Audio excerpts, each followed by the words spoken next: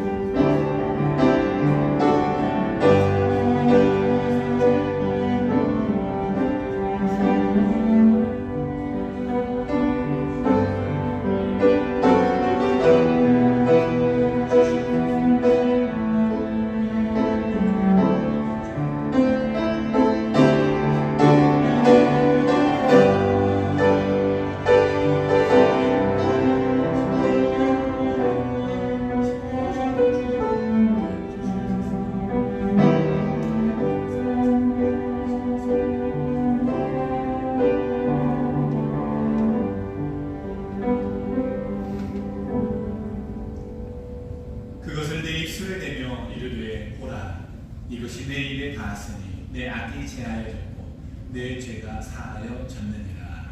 이 말씀에 의지하여 우리의 죄가 깨끗하게 용서받았음을 선언합니다. 아멘. 찬송가 309장 5말 네.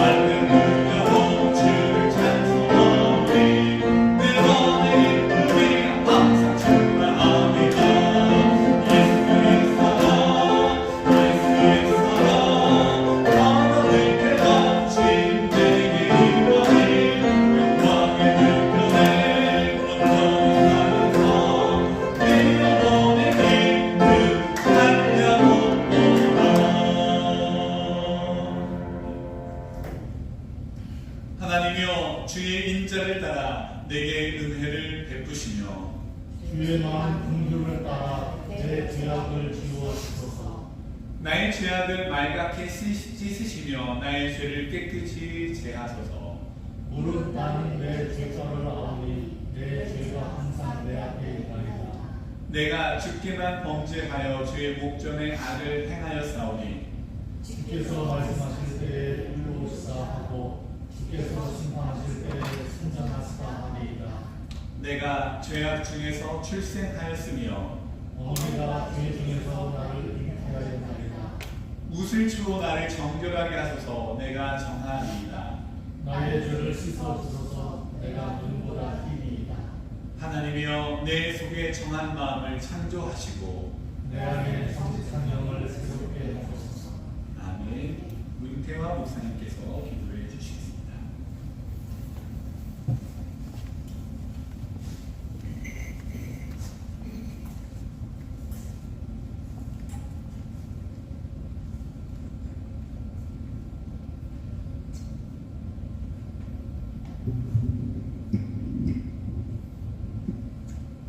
다 같이 기도드리겠습니다.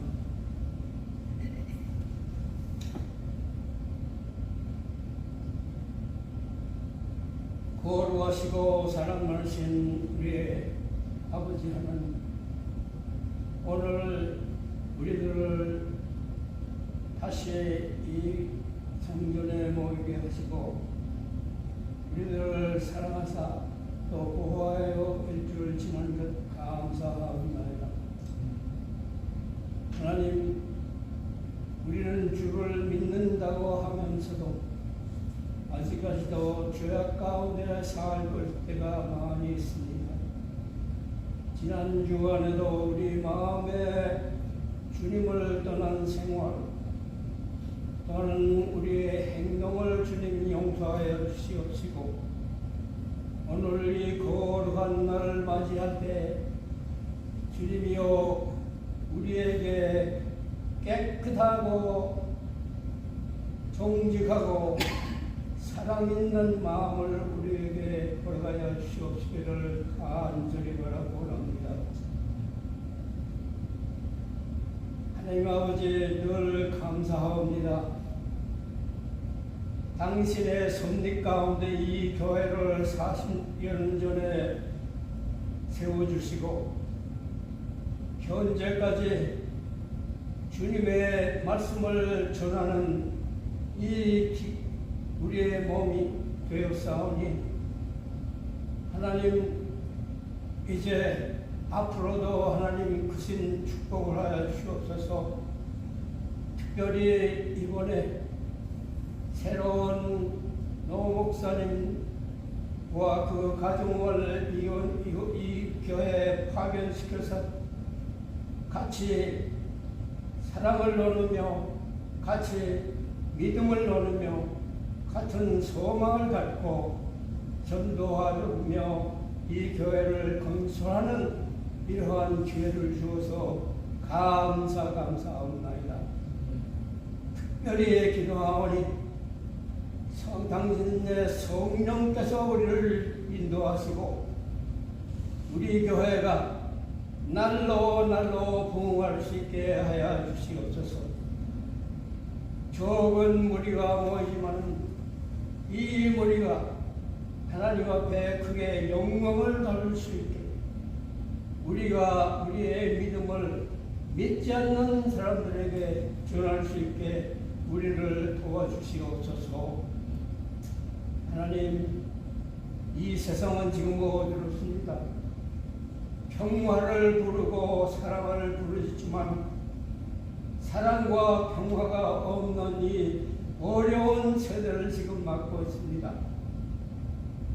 세계 대전쟁이 일어나서 많은 백성들이 생명을 잃고 비참한 가운데 눈물로 생활하는 민족들이 많이 있사오니 주여 불쌍히 여기시고 그들에게 평화를 주시며 또 우리 그리스도인들이 평화의 아들딸이 되어서 우리 자신들이 평화를 부르짖는 것보다 우리 행실로 평화를 나타낼 수 있는 이러한 믿음을 우리가 이 온 세계에 표시할 수 있게 도와주옵소서.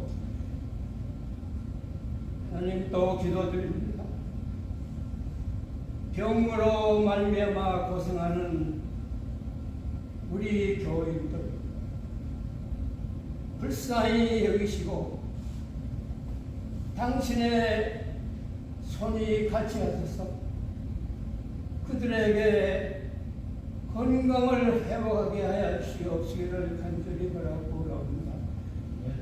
우리 교회 종 권사님 지금까지 치료를 하고 있사오니 주여 권사님에 같이 하시고 속히 건강을 회복해서 우리와 같이 나와 주님 앞에 찬송과 영광을 돌릴 수 있게 도와주시옵시기를 간절히 바라고 합니다. 아버지, 오늘 강단에 세운 목사님 성령의 충만한 은혜를 베풀어 주셔서 우리에게 필요한 영적 양식을 풍성하게 내리게 하여 주옵시기를 간절히 바라고 하며 이 모든 말씀을 사랑하시는 예수 그리스도의 이름으로 기도드리옵나이다. 아멘.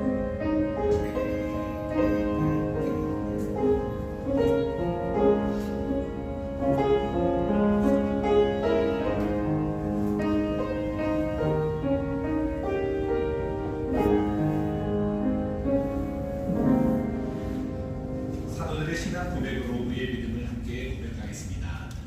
나는 전능하신 아버지 하나님 천지의 창조주를 믿습니다. 나는 그의 유일하신 아들 우리 주 예수 그리스도를 믿습니다.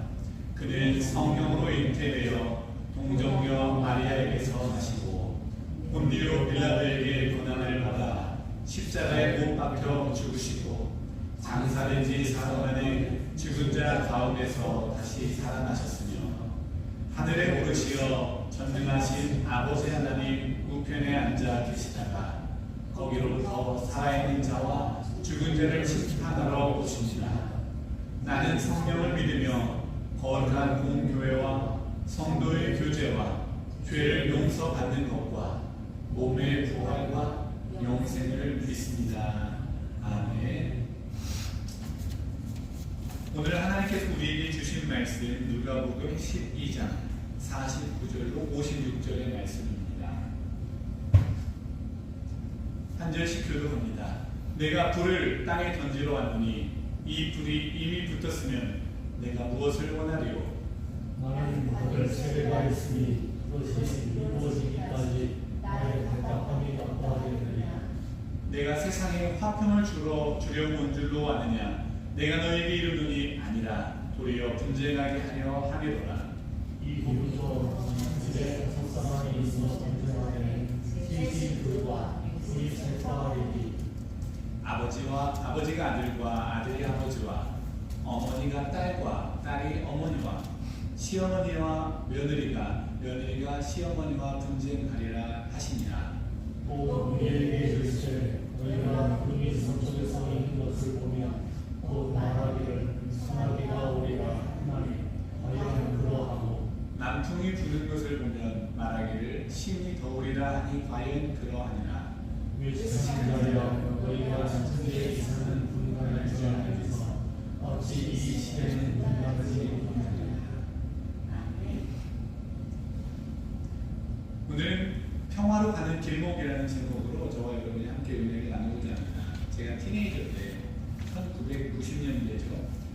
복음성가의 바람이 많이 불었어요. 수많은 복음성이 교회 젊은이들 사이에 울려 퍼졌는데 그 중에 한 곡을 소개합니다. 가사가 이래요. 세상은 평화 원하지만 전쟁의 소문 더 늘어간다. 이 모든 인간 고통 두려울 뿐 그 지겨움 끝없네. 그리고 쭉 노래가 이어지는데요. 세상은 평화 원하지만 전쟁의 소문도 늘어난다. 이 모든 인간 고통 두려운 뿐 그 지겨움이 끝없다. 그 뭐 이외에 더 많이 자주 불리는 곡들도 많이 있는데 이 노래는 유독 50년이 더 되었을 법한 이 노래가 제 머릿속에 뚜렷하게 남아있습니다. 어쩌면 오늘날에도 그렇게 딱 들어봤는지 슬프게도 말입니다. 오늘날 우리는 만나는 사람마다 평화를 인사합니다. 어떻게 인사하시죠? 안녕하세요 라고 인사하시죠. 혹은 교회 안에서는 샬롬이라고도 인사합니다. 우리 옆에 있는 분들과 함께 인사 한번 해보실까요? 샬롬, 샬롬, 샬롬. 네, 그렇게 평화를 인사합니다. 뭐 샬롬이나 안녕하세요 뿐만이 아니라 세계 각국에서 나눠지는 그런 인사들이 결국에는 상대방의 그리고 나의 그런 안녕, 평화, 평안을 물어보는 그런 인사가 아니겠습니까? 그렇게 우리는 평화를 노래합니다. 그런데요, 평화의 왕이신 예수님의 입에서 평화의 목소리가 아닌 폭풍 소리를 듣게 될 줄 누가 알았습니까? 오늘 본문을 쭉 읽으시면서 이 말은 도대체 누가 한 말인가 이렇게 생각하시는 분이 있을지도 모르겠어요. 무언가 좀 과격한 느낌이 들기도 하는데 그 말씀이 예수님의 말씀일 줄은 몰랐습니다. 내가 불을 땅에 던지러 왔다. 불을 막 땅에 던지러 왔다. 불을 던지러 오셨다는 예수님은 그 알아듣지 못하는 말 이후에도 역시 난해한 이야기를 합니다. 받을 세례가 있다. 받을 세례가 있다. 그리고 결국에는 우리와 대로 구체적으로 우리에게 일러주십니다. 내가 너희에게 화평을 주러 온 것이 아니다. 분쟁하게 하려고 왔다. 이런 구체적인 말씀 속에 굉장히 마음이 무거워지는 것은 저뿐만은 아닐 것입니다. 여러분들도 조금 마음이 답답하게 느껴지지 않습니까? 불편해지지 않습니까? 내가 믿던 예수님이, 평화의 사랑의 왕이신 예수님이 분쟁을, 갈등을, 다툼을 위해 오셨다니. 상상력을 한번 바르게 보시기 원합니다. 2000년 전으로 돌아가 보죠. 당시 이스라엘 백성들은 표면적으로 평화의 시대를 살고 있었습니다. 엄청난 강대국, 제국이라고 일컬어졌던 로마가 다스리던 시대였죠. 이를 우리는 팍스 로마나라고 이야기를 합니다. 로마의 압도적인 군사력에 의해서 당대의 분쟁이나 소요 혹은 전쟁이 최소화되던 그런 시기였습니다. 유대 종교 지도자들은 로마 정치인들과 입을 맞추어서 호의호식하며 살고 있었습니다. 자기 민족인 이스라엘 백성들의 피와 땀을 이용해서 말이죠. 그럼에도 이스라엘 백성들은 힘이 없어요. 감히 대항하지 못합니다. 조용하지만 불편함을 느끼고 있었다는 거죠. 조용히, 말없이 평화로운 시간처럼 보이는 이 조용한 현장에 수많은 팔로워들을 두고 있던 소위 인플루언서 예수님, 우리의 예수님이 이런 과격한 말을 통해서 선전포고를 하십니다. 내가 불을 내리러 왔다. 그리고 거기에 한술 더 뜨시죠. 가족끼리 나누어서 다툴 것이다. 사실 이 부분은 그 당시나 오늘이나 납득하기 어려운 부분이 분명합니다. 가족 중심의 문화를 가지고 있었던 이스라엘 당시 사람들에게 가족이 그 어느 때보다 소중하게 느껴지는 오늘날 저와 여러분들이 살고 있는 현대인들에게 마치 예수를 믿으면, 예수님을 따라다니면, 아니면 예수님이 직접 가족을 분리시켜버린다. 크리스찬이 되면 가족의 해체로 각오해야 하는 것이 아니냐, 이렇게 생각이 드는 것은 우리의 마음을 불편하게 할 수밖에 없는 거죠. 내가 불을, 분쟁을, 가족 해체를 일으키러 왔다. 당시 예수님 곁에 있던 많은 팔로워들도 우리처럼 많이 당황했을 것 같습니다. 어떻게 된 영문인지 하나씩 풀어가 보죠. 먼저 불입니다. 불. 사실 과격한 느낌이 드는 불을 던지러 왔다라고 하는 그 말 속에 이 불이라고 하는 것이 성경에서는 그렇게 부정적인 이미지만을 담고 있지는 않습니다. 여러분, 성경에 나와 있는 불의 이미지를 떠올려 보세요. 어떤 것이 생각이 먼저 납니까? 먼저 광야에서 모세가 부름을 받을 때 떨기나무가 나오죠. 그 떨기나무가 어떻게 되고 있습니까? 불에 타고 있는데 타버리지 않는 불의 상황이 나타나게 됩니다. 이스라엘 백성들이 출애굽을 합니다. 출애굽을 하면 막 도망을 하고 있어요. 그때 뒤에서 쫓아오는 바로의 군대를 막아서는 기둥이 있습니다. 무슨 기둥인가요? 불기둥입니다. 엘리야와 바알 선지자들의 갈멜산 한판 대결 혹시 기억나십니까? 그곳에서 엘리야가 뿌렸던 제단 주변의 모든 물과 그 제단에 있었던 재물을 순식간에 확 태워버리신 것이 무엇입니까? 불입니다. 이사야의 나는 화로 다 망하게 되었도다 라고 이야기하면서 입술이 부정한 자라고 이야기할 때 갑자기 제단 숯불이 나옵니다. 그리고 그의 입술을 지짐으로써 죄가 사하여졌다 라고 하는 그것 역시 불입니다. 신약으로 넘어와서도 우리가 너무 뚜렷하게 기억하고 있는 불의 현상이 나옵니다. 오순절 마가라고 불리는 다락방에서 뜨거운 기도 속에 성령이 불같이 바람같이 임하는 것을 우리들이 볼 수가 있습니다. 그리고 우리가 또 당장 지난주에 나누었던 기다림의 준비물 중에 하나가 무엇이었습니까? 등불이었습니다. 불은 공통적으로 태우는 역할을 하는 것을 볼 수가 있죠. 이스라엘 백성을 나몰라라 하던 모세의 그 과거를, 그 두려움들을 싹 태워버리십니다. 하나님의 살아계심을 증거하며 물과 재물을, 그리고 거짓된 신을 섬기고 있었던 바알과 아세라 선지자의 그 거만한 마음들을 싹 태워버리십니다. 하나님의 거룩함 앞에 망하게 되었다고 회개하는 이사야의 이 더러운 입술을 싹 태워버리십니다. 그리고 과거에 연약하던 두려움 속에서 숨어 있었던 예수님의 제자들의 그 모습을 싹 태우십니다. 그리고 새롭게 태어나게 하십니다. 그렇습니다.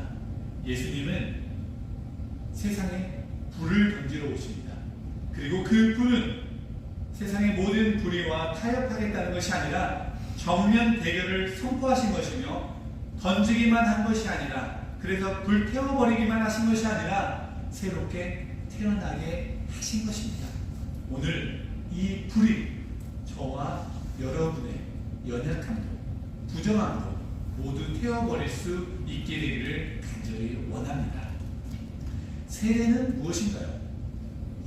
우리는 이미 예수님께서 공생애를 시작하시면서 세례를 받으셨다는 것을 알고 있습니다.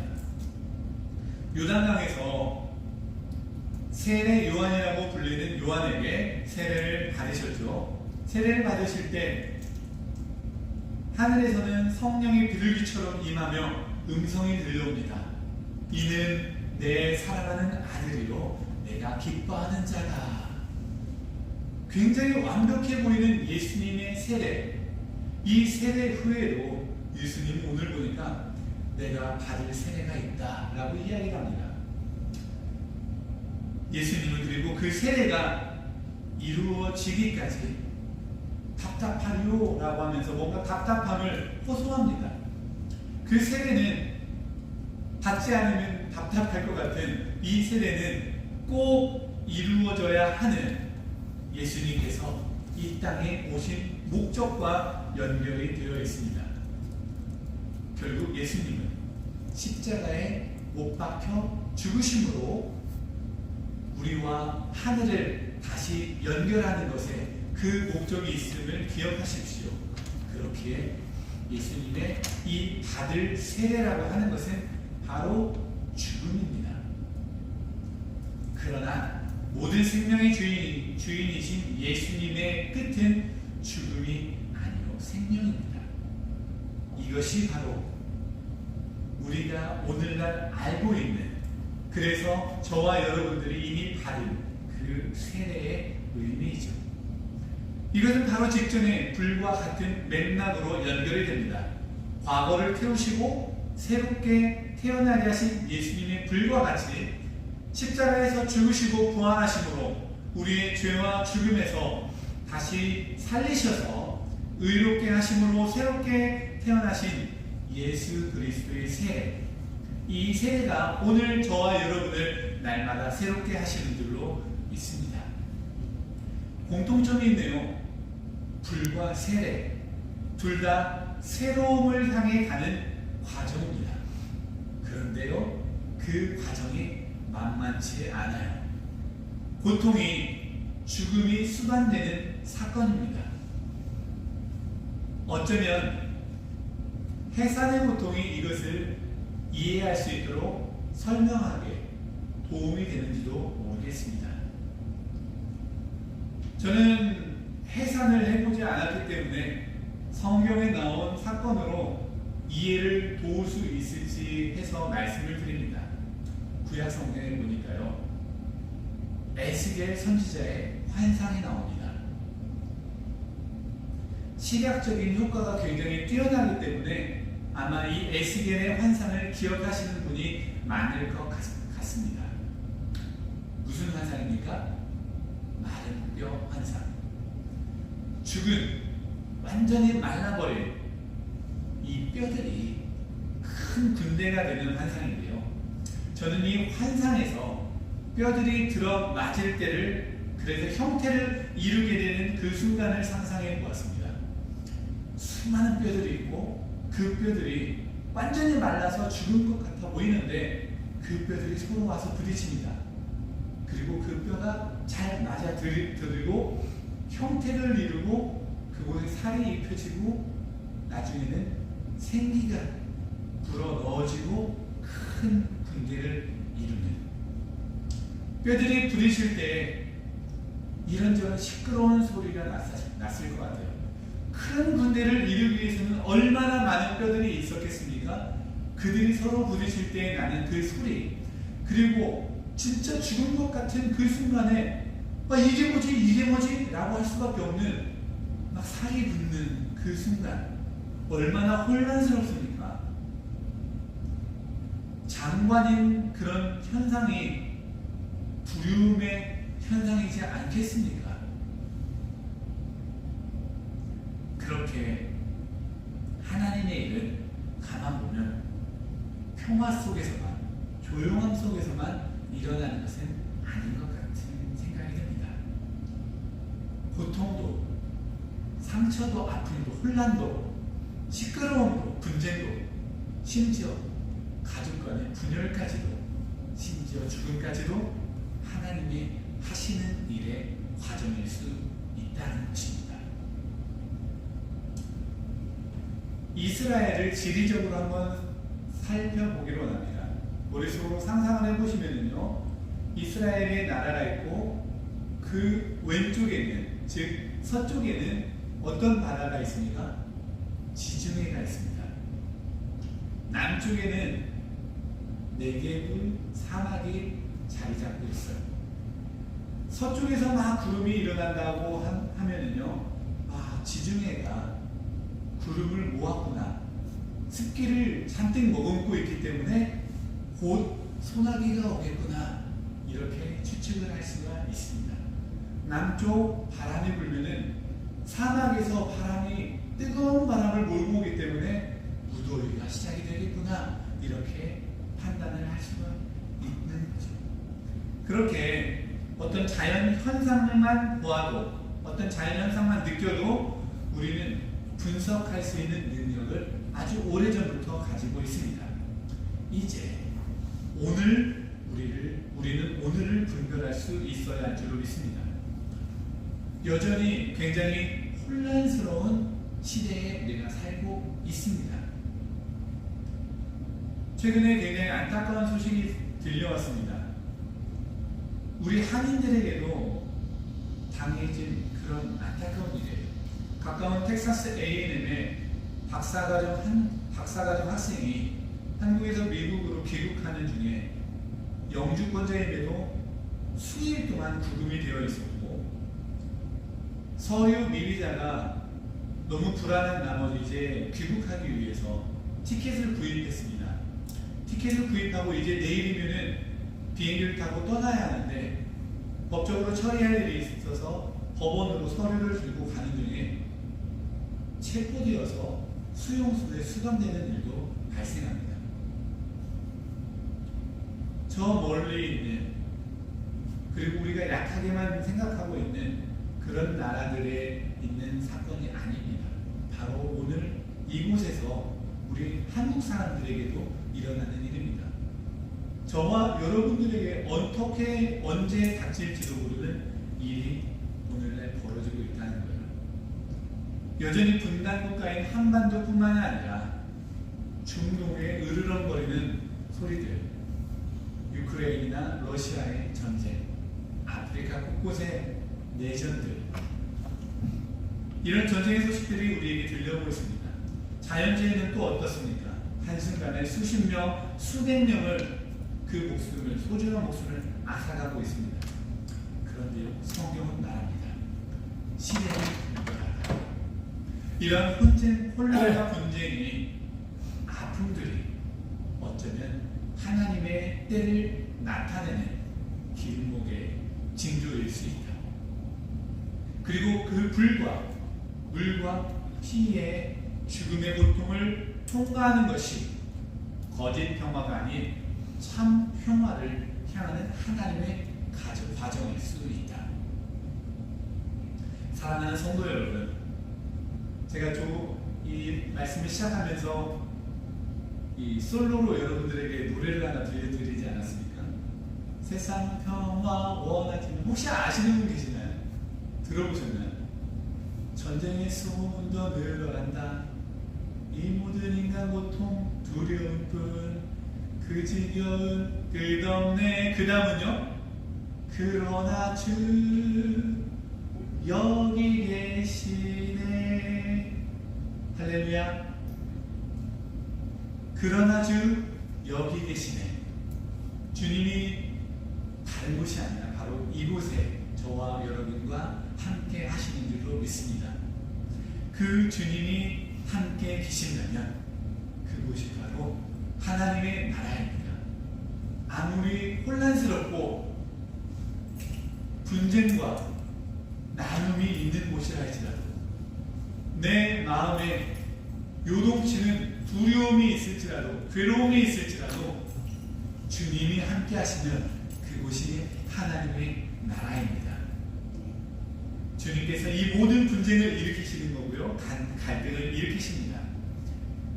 불편하고 시끄럽고 혼란스러운 바로 지금이 평화로 가는 길목입니다. 저와 여러분들의 삶이 어쩌면 피곤할 수 있습니다. 고단할 수 있습니다. 어려울 수 있습니다. 이 길목에서 불이 지나가면 정금이 됩니다. 세례를 통과하면 생명이 됩니다. 분열을 견디면 진정한 평화로 나아가게 되는 것입니다. 성령께서 이 과정을 통해 저와 여러분들의 심령에 진정한 샬롬, 하나님이 주시는 참 평강, 평화를 이루시기를 주님의 이름으로 축원합니다. 기도하겠습니다. 평화의 주 하나님, 오늘 예수님께서 던지신 불과 받으실 세례, 분열의 말씀을 통해 우리 삶에 혼란과 불안을 바라봅니다. 우리의 연약함과 불순물, 불과 세례 속에서 태워주시고 분열과 어려움 속에서 참 평화로 나아갈 수 있는 믿음과 소망을 주옵소서. 우리 마음에 성령께서 임하사 진정한 평화를 이루어 주시기를 간절히 원하며 예수 그리스도의 이름으로 기도드립니다. 아멘. 그의 나라 온 땅에 이 찬양 부르시면서 준비한 예배를 드리시겠습니다.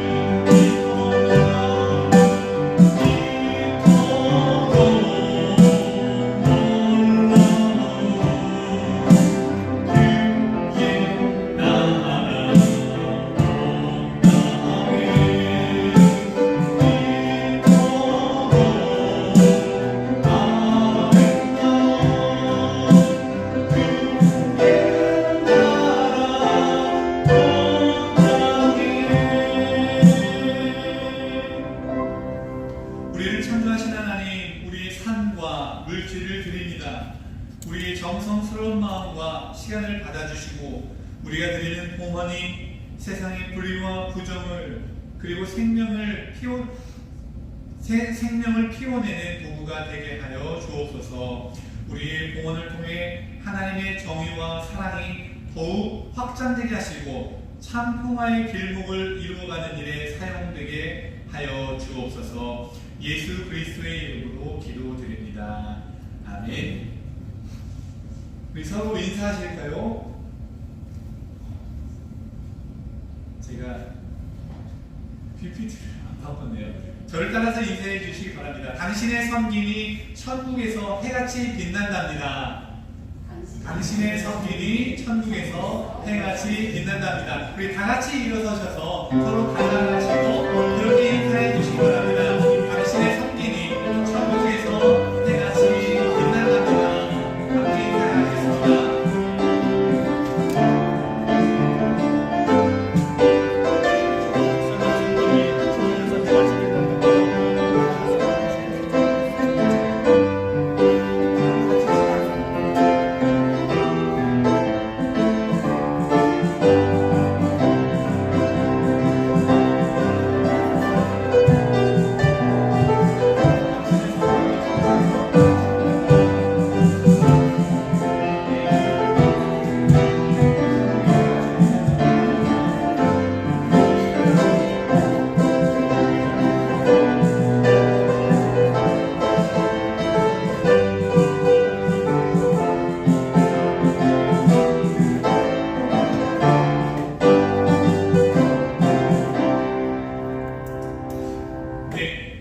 지난주에 말씀드린 것과 같이 구역회에 일정이 잡혔고요. 그리고 함께 참여할 수 있는 그런 예배가 될 수 있도록 많이 예배로 자원해 주시기를 부탁드립니다.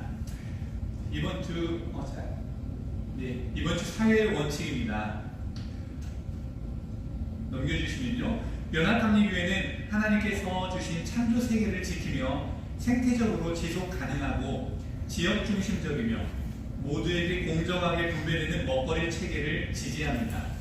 환경 파괴와 불의로 인해 세상의 식량과 물을 잃어버린 공동체와 함께하며 모든 사람이 건강하고 자기 문화에 맞는 식량을 지속 가능한 방법으로 누릴 권리를 가져야 하며 씨앗과 땅과 물은 독점되어서는 안 된다고 믿습니다.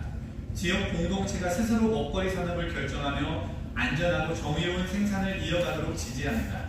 그렇게 공정한 먹거리 공동체를 세움으로 하나님의 식탁을 이 땅에 드러낼 수 있는 것, 그것이 바로 우리의 믿음입니다.